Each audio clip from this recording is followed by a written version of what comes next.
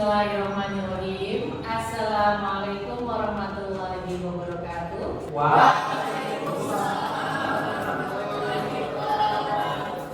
Baik, hari ini kita akan belajar tentang perencanaan pendidikan, yang mana ini adalah substansial yang cukup penting dalam ranah pendidikan. Baik, sebelum masuk ke pembelajaran, hari ini Ibu akan absen terlebih dahulu. Siapa yang namanya disebutkan, silahkan angkat tangan dan ucapkan hadir. Ya. Abdul Muridar, Arashi Abrar, Cherry Ramadan. Bu.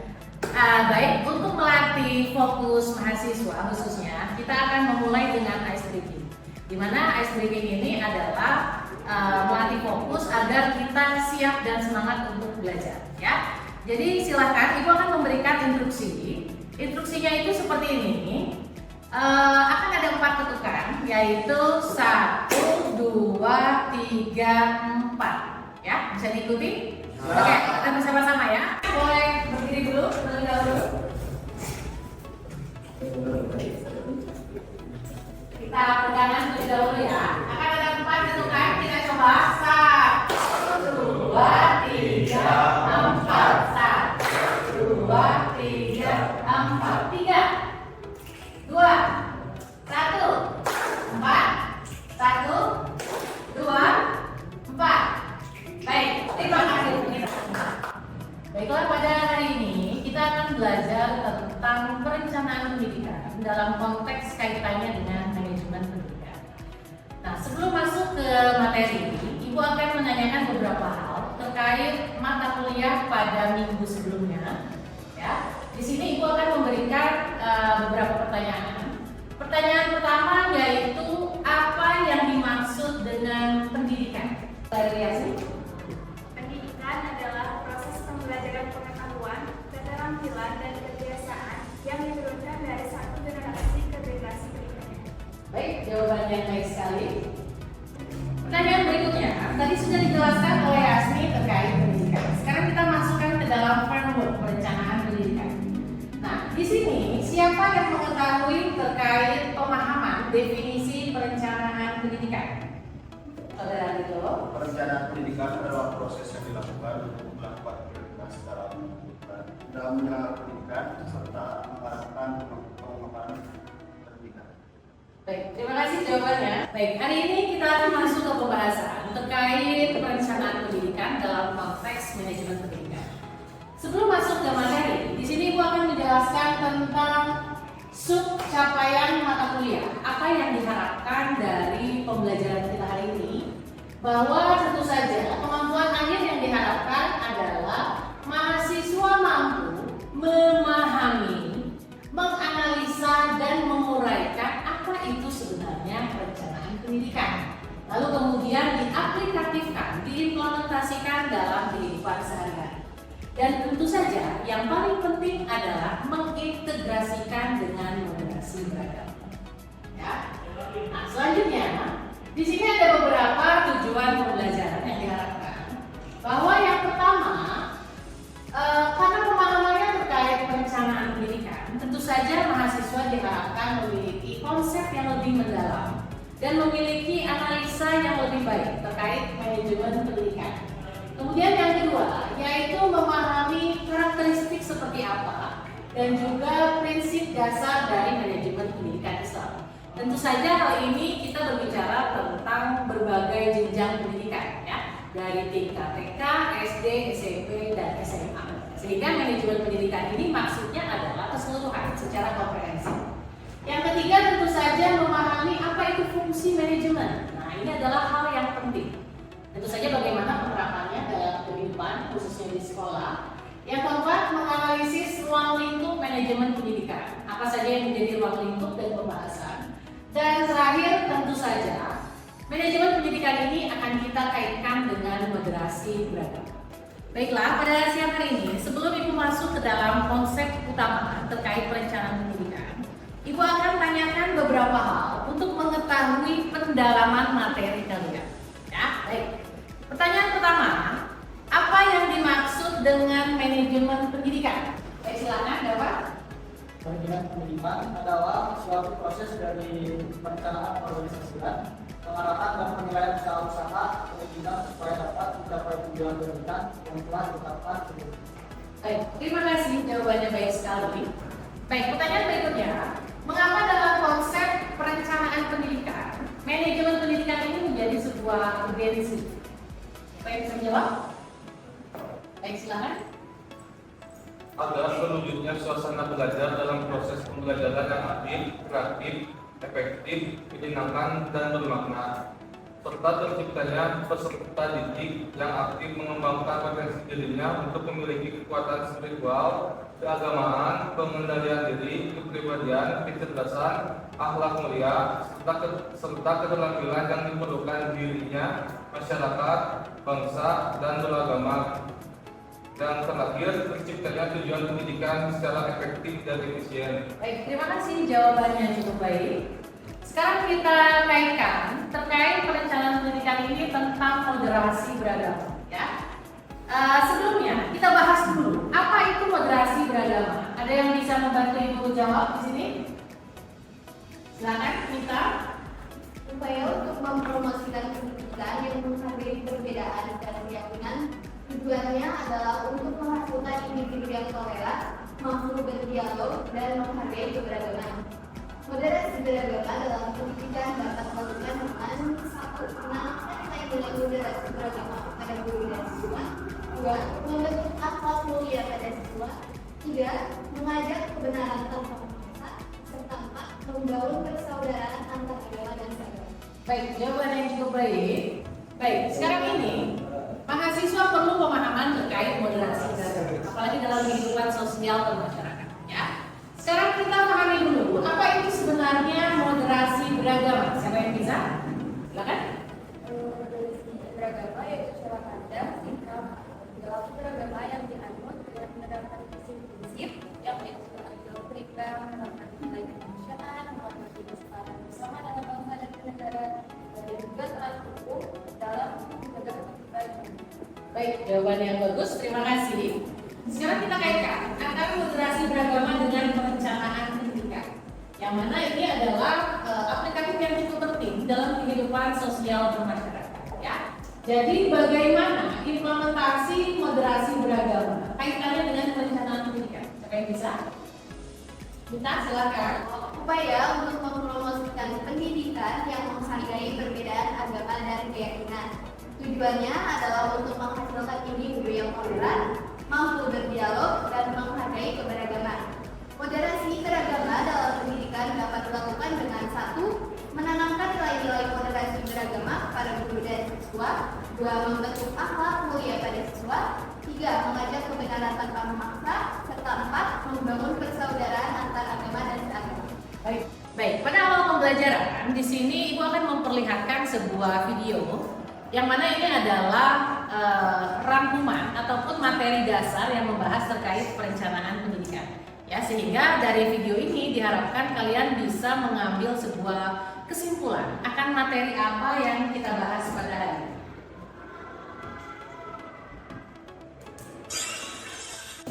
Baik, hari ini kita akan masuk ke dalam konsep terkait perencanaan pendidikan dalam konteks manajemen pendidikan.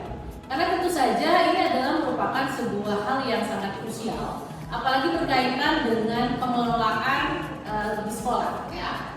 Nah, yang mana berbicara terkait manajemen pendidikan di sini kita harus pahami dulu apa itu sebenarnya konteks manajemen. Ya. Berbicara manajemen, artinya di sini kita berbicara tentang sebuah organisasi ataupun sebuah wadah, yang mana organisasi ini didiami oleh sekumpulan orang. Adanya kumpulan individu di dalam sebuah kelas, khususnya wadah di sini adalah sekolah. Yang mana individu-individu ini akan melakukan sebuah kerjasama. Ya, di sana ada guru, ada siswa, ada staf sekolah. Nah, di sana mereka akan bekerja sama tentunya untuk mencapai sebuah tujuan. Ya. Nah, di dalam wadah organisasi ini tentu akan dipimpin oleh seorang pemimpin. Ya, di sekolah tentunya kepala sekolah dalam hal ini, yang mana ketika akan mengelola, ketika akan memimpin, membutuhkan yang namanya manajemen. manajemen di sini. Ketika berbicara manajemen, akan ada 3 hal yang muncul. Bahwa manajemen sebagai seni. Manajemen sebagai seni artinya adalah setiap pemimpin memiliki cara tersendiri dalam mengelola organisasi, mengelola sekolah, ya. Bagaimana cara dia menganalisa kebutuhan yang ada, kemudian mengelolanya. Tentu akan berbeda satu orang dengan orang lain. Sehingga dikatakan di sini bahwa manajemen adalah sebuah seni.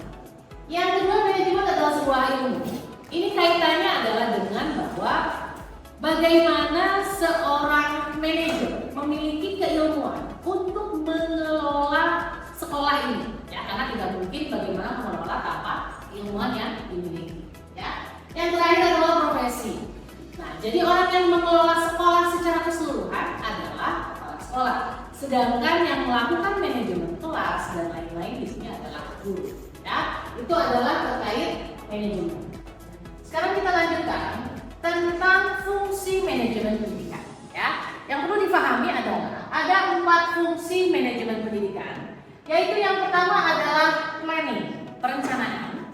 Berikutnya adalah organizing, pengorganisasian. Yang ketiga adalah actuating, penggerakan, dan terakhir adalah controlling, pengawasan. Disinilah kita melakukan evaluasi.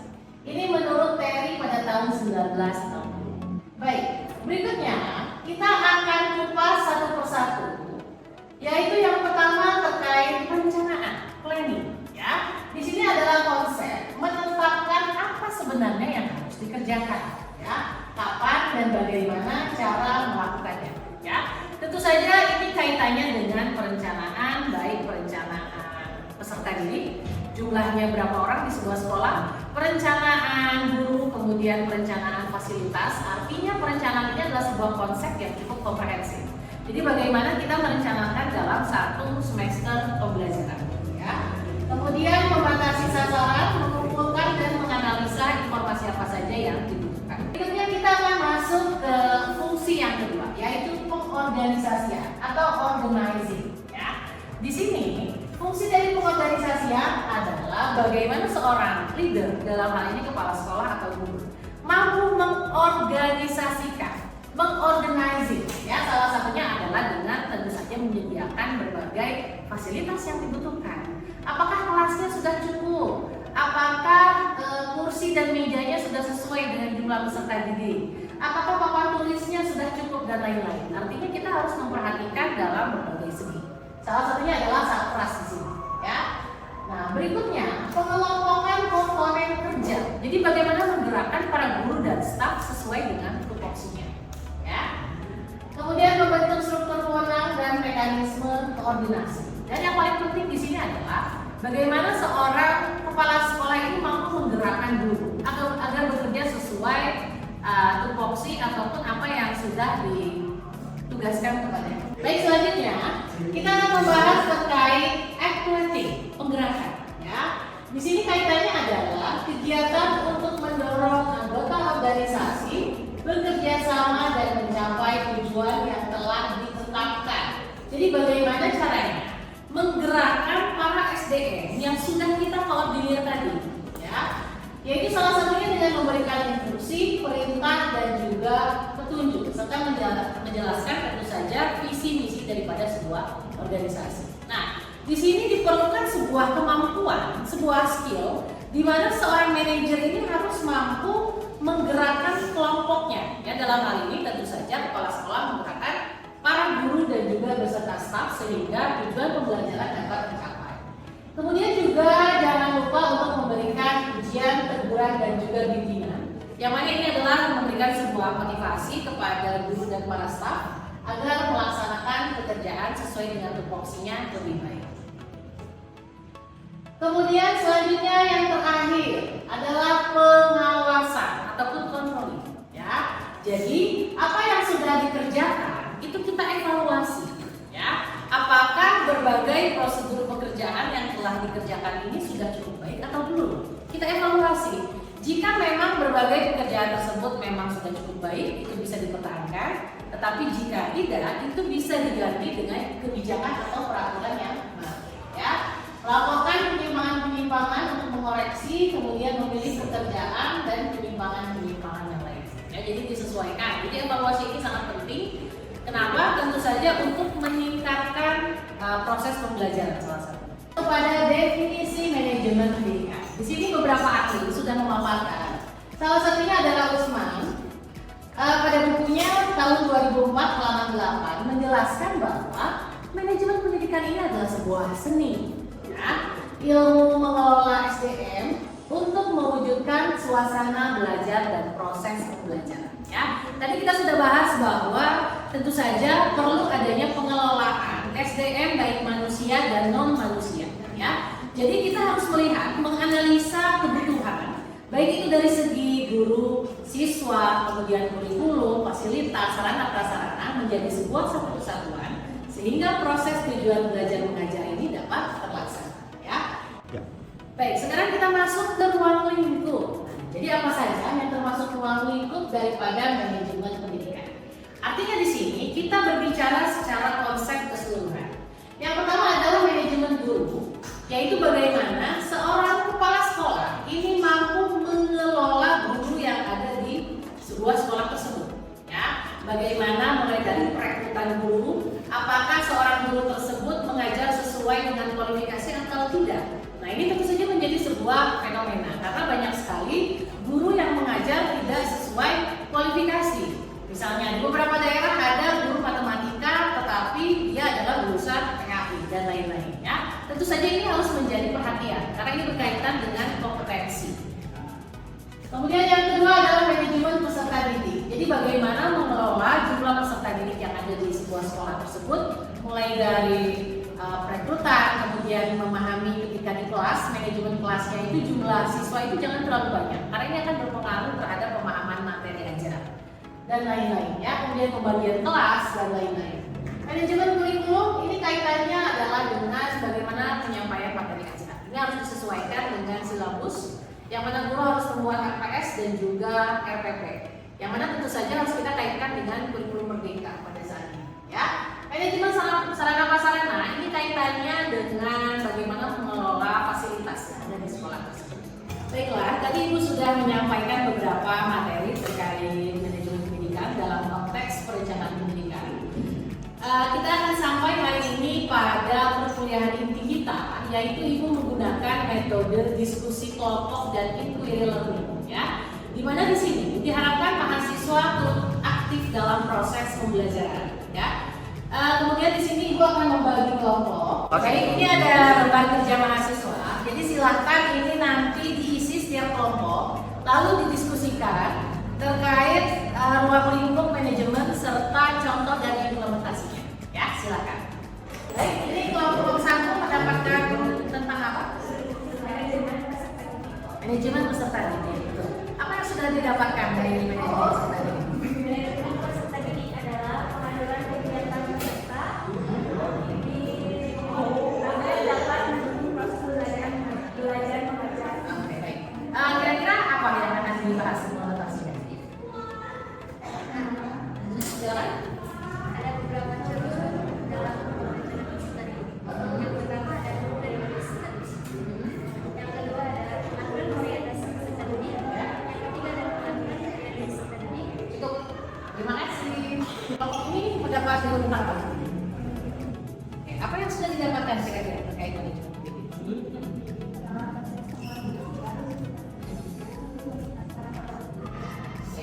Implementasinya bagaimana?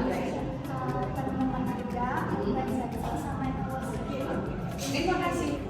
Baik, tadi kita sudah melihat berbagai kelompok, sepertinya sudah memiliki pemahaman yang cukup komprehensif terhadap materi manajemen pendidikan. Diskusi kelompoknya sudah cukup baik. Nah, sekarang Ibu akan menunjuk kelompok yang akan mencoba presentasi di depan, ya. Yaitu silakan kelompok 1, apakah sudah siap? Baik, dipersilakan. Baik, hari ini sudah ada kelompok 1 yang akan siap presentasi yang mana akan membahas terkait manajemen peserta didik. Ya, silakan apa yang didapatkan dari diskusi kelompoknya. Assalamualaikum warahmatullahi wabarakatuh. Waalaikumsalam warahmatullahi wabarakatuh. Kami dari kelompok 1 akan mempresentasikan hasil kerja kelompok kami tentang manajemen peserta didik. Manajemen peserta didik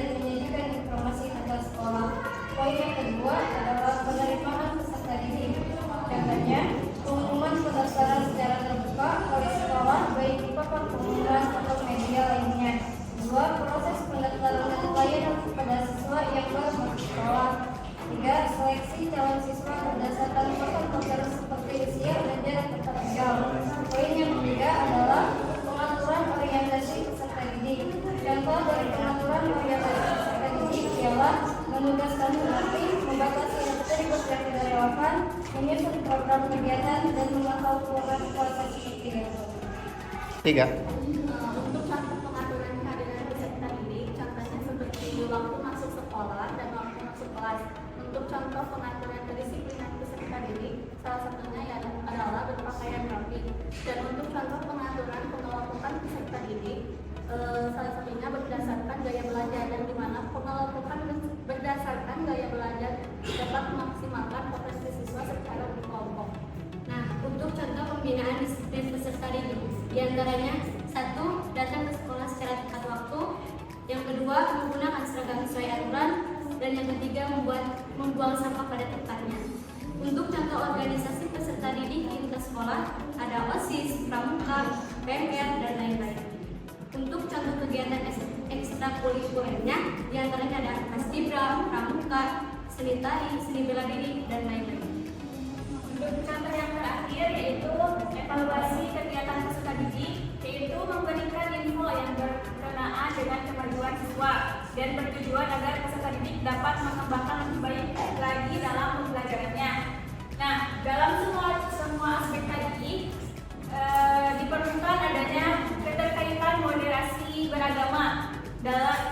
Moderasi dalam beragama dalam manajemen pada peserta didik ini bisa dilihat dari salah satunya seorang guru tidak membedakan antara siswa yang berbeda suku, ras maupun agamanya, jadi harus disamakan derajatnya. Mungkin cukup sekian dari ngomong kami. Mohon maaf bila ada kesalahan. Wassalamualaikum warahmatullahi wabarakatuh. Waalaikumsalam.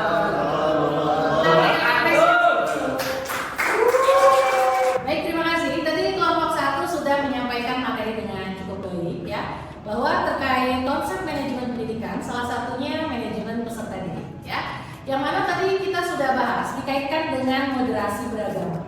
Artinya adalah dalam manajemen peserta didik perlu memahami adanya kerukunan dan toleransi beragama ya. Jadi sebagai seorang kepala sekolah atau guru tidak boleh membeda-bedakan agama ataupun ras, suku, dan bahasa peserta didik ya. Sehingga tentu saja dalam kehidupan sosial bermasyarakat kita bisa hidup berdampingan ya. Baik, sebelum Ibu tutup perkuliahan, silakan kepada mahasiswa yang bisa menyimpulkan inti daripada pembahasan perkuliahan kita hari ini. Silakan. Silakan untuk maju ke depan. Definisi manajemen pendidikan. Menurut Usman, buku 2004 halaman 8, manajemen pendidikan adalah seni dan ilmu mengelola sumber daya pendidikan untuk mewujudkan suasana belajar dan proses pembelajaran. Menurut Ari Kunto, manajemen pendidikan adalah kegiatan atau rangkaian kegiatan yang berupa proses pengelolaan beserta kerjasama kelompok manusia yang tergabung dalam organisasi pendidikan untuk mencapai tujuan pendidikan yang telah ditetapkan. 4. Fungsi manajemen pendidikan. Yang pertama, planning, perencanaan.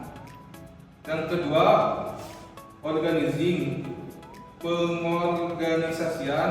Yang ketiga, accounting atau